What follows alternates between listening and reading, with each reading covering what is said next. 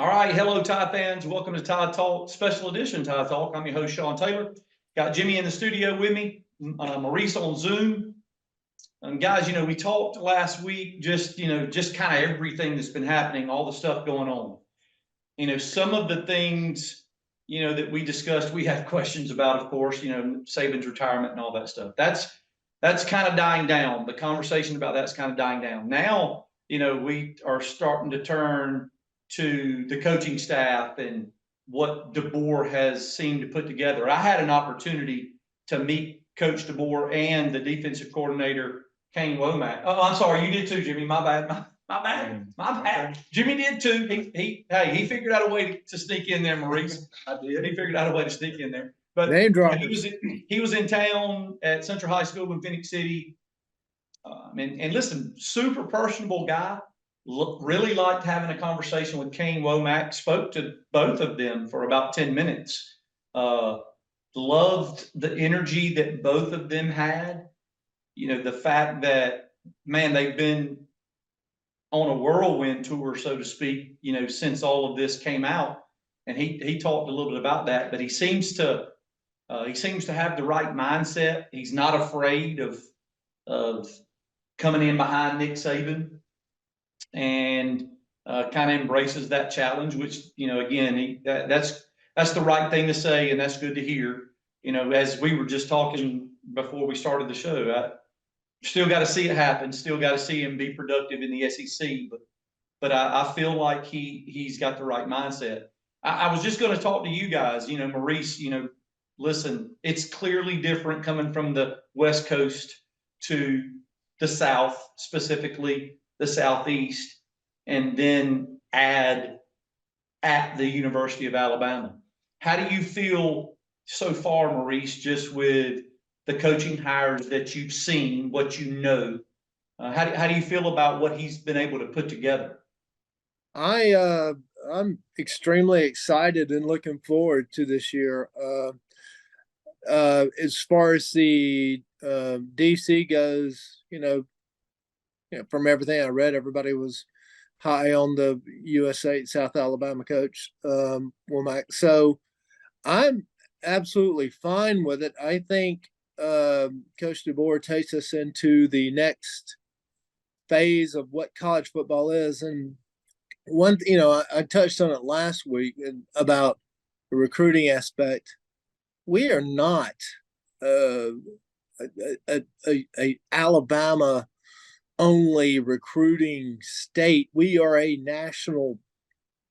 international program. So we recruit from all over the world. And yeah, we've had a couple from outside the US. So, all this, and I hope it's dying down. Let me ask you this question. Does anybody care that, wherever the Falcons hire their coach, or, no, because it's a national brand as part of it. In college football, for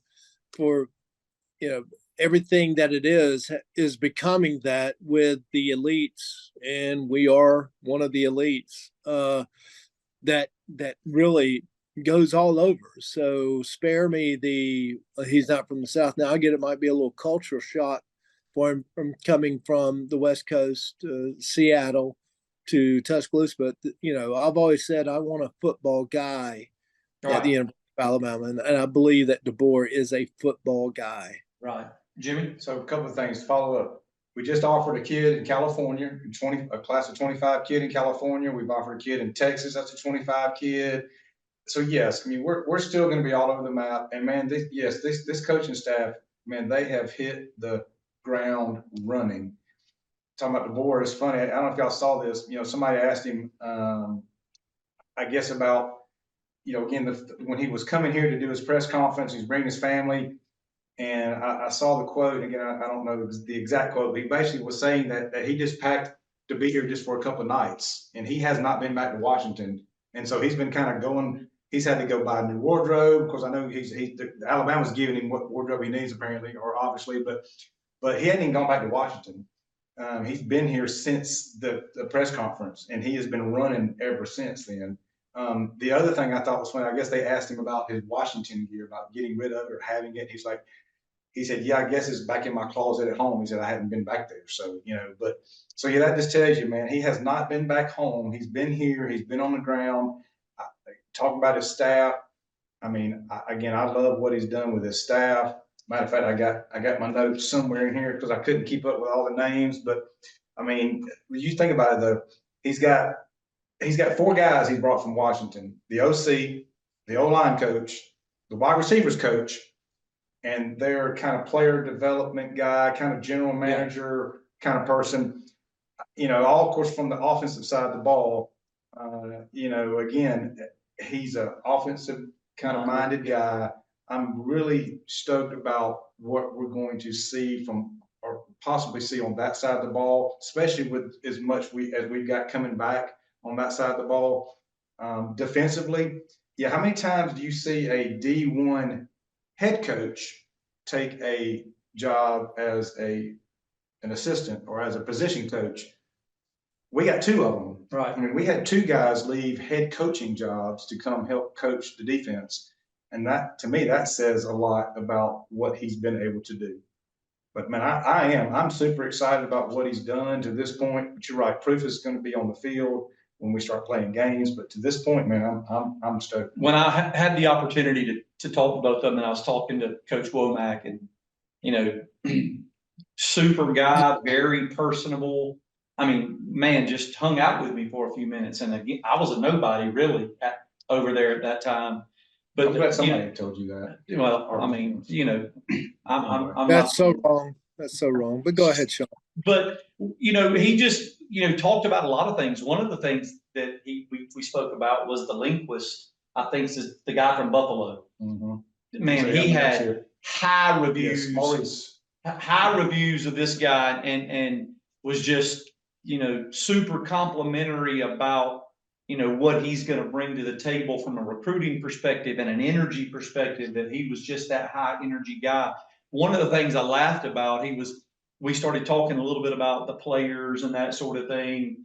And he was like, look, man, the sad thing is, we're recruiting. He goes, but right now we're spending so much time recruiting our own guys, that nobody's really going to see that, because they're here already. And if we get them to stay, sort of thing, he goes, they're not going to see the work and in time that we're putting into just our own guys. And he went on to say, look, man, trust me when I tell you. He goes, this was a Tuesday we were talking. He said, I've been in the facility the last 2 mornings.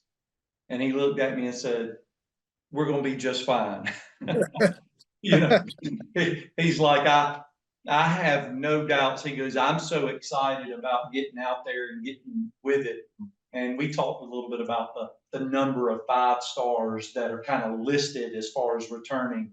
He said, as I said, we're going to be just fine. And so just liked hearing the things that both of them had to say. DeBoer was, energy guy. I mean, very, very personable with me. And as I said, I will have to say that the sheriff was there. Sheriff Taylor was also there. So of course, he was rubbing elbows with him a little bit, but I'm just that he's very down to earth. I believe Ryan Williams, one of the new recruits from Saraland, mentioned just what you see is what you get. I mean, he's kind of a down to earth guy, but man, it's going to be exciting. I agree with you, Jimmy. I'm really excited to see what we get on the offensive side of the ball. You're talking about bringing the offense that he had out there with SEC skill, speed, and talent. So that's going to be exciting.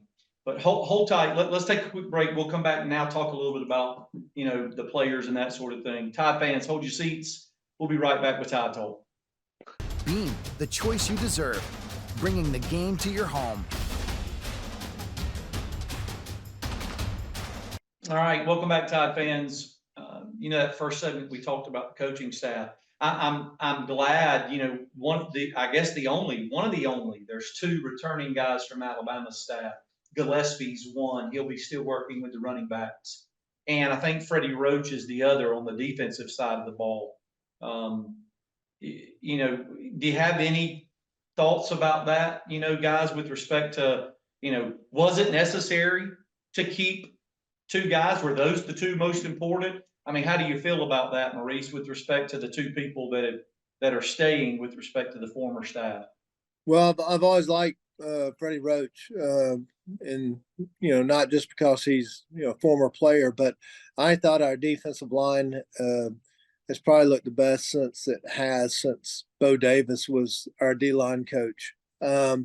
So I'm fine, especially on the defensive side. I still think our secondary is going to be extremely strong this next year. So I'm good with that. Of course, Pac-12 is never known for great defenses. So we'll see how he adjusts. And when he told you that, the first thing I thought of as far as we're going to be fine, he's probably never seen or never, I know he's never had, or probably only seen a few times, a group of athletes like this, in one setting, in one yeah, place.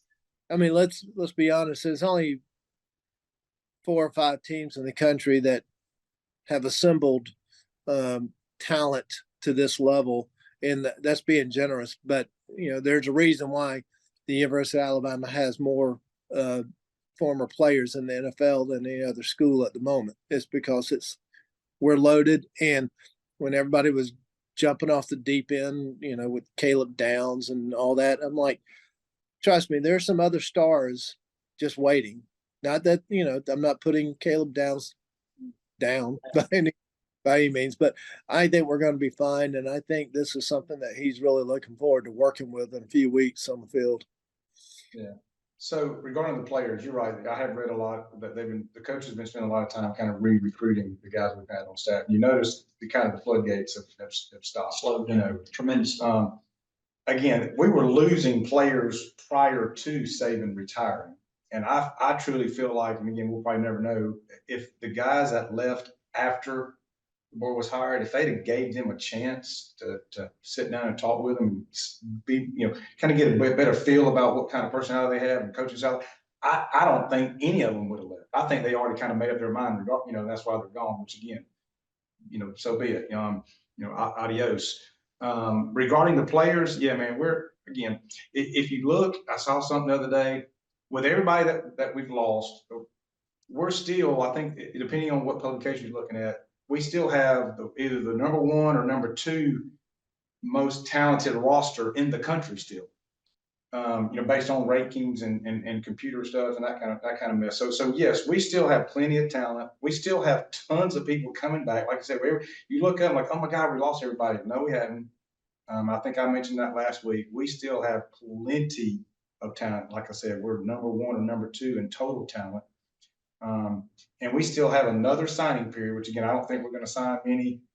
Again, our recruiting class is still number 2. That hadn't changed. Right. We've already added a couple more guys. We've already added a couple more guys to that recruiting class. Again, that we haven't missed there. We still have the portal that's going to open up, completely open up here in the next couple of weeks, along with it again, the late signing. Yeah, we're going to be completely fine regarding talent. But speaking of guys, yeah, I mean, we can't say enough, man. Womack, Roberts, Milrow on the offensive side are obviously the leaders there.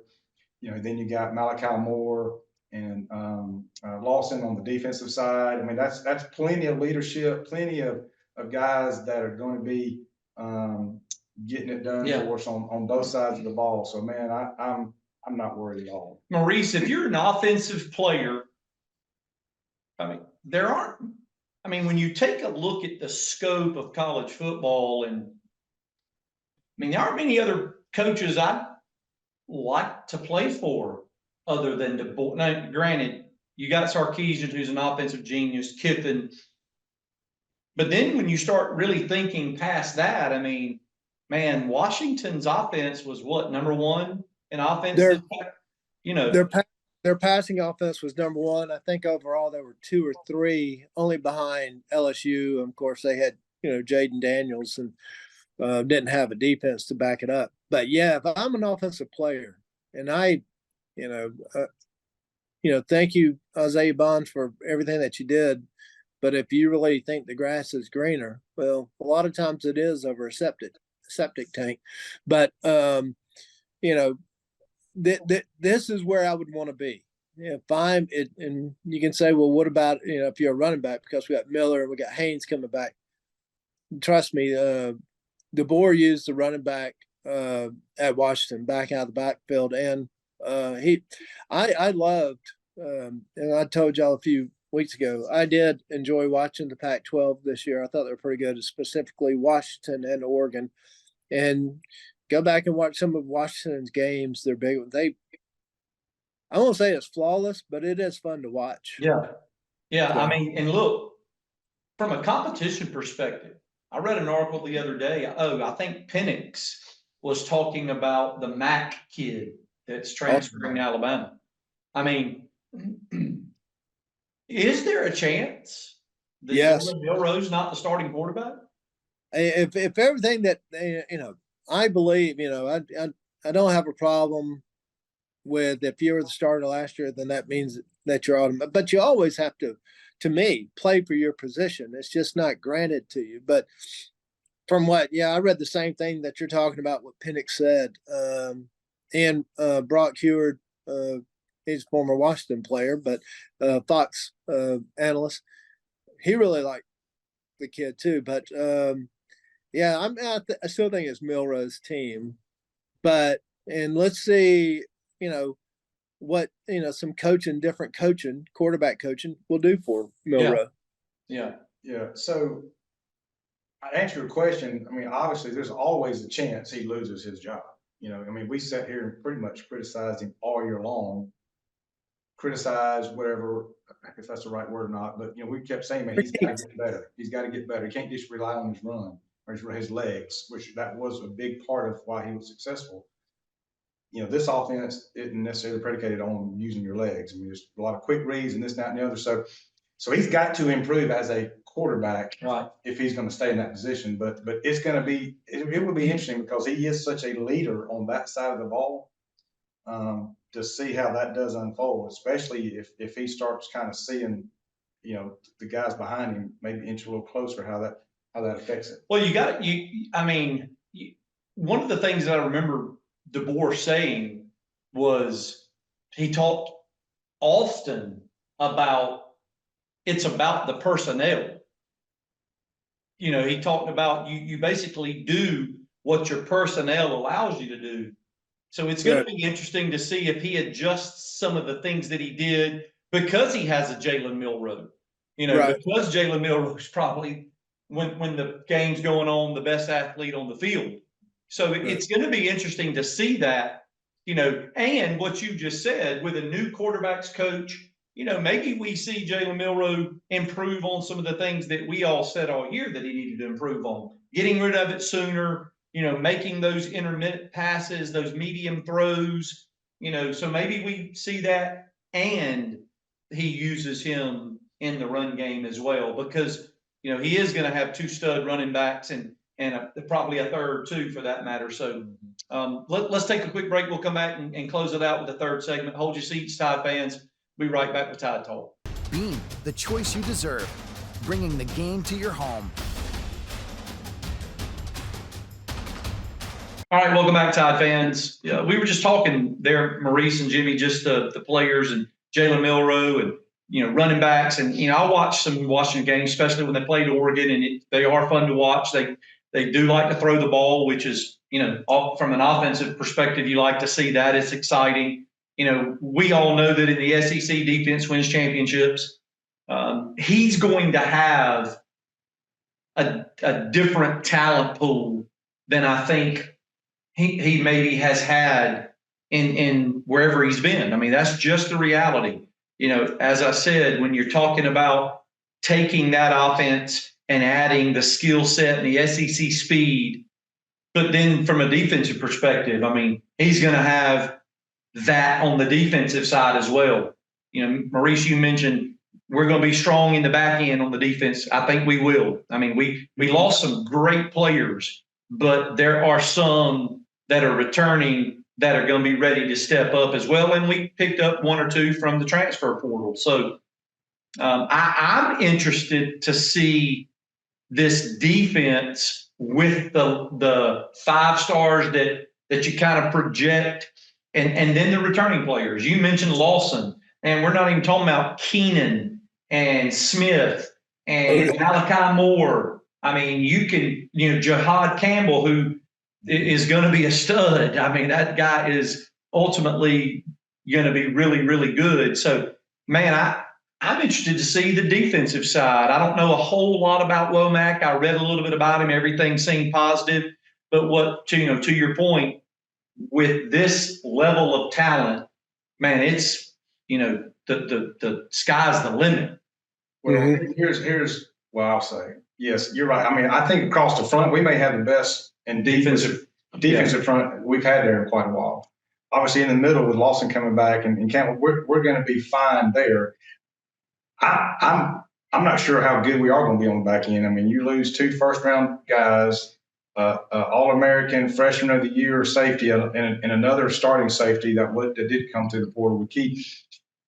We've got some big shoes to fill on that side, but it also seems like every year we have big shoes to fill in the back end. So that's definitely, for me, is going to be the biggest question mark on the defensive side. And so I am going to be curious who steps up, who's going to be that guy, that Kool-Aid or that Terry Arnold that's going to step up for us. Because like I say, make no mistake. So we'll see what it look like there. Maurice?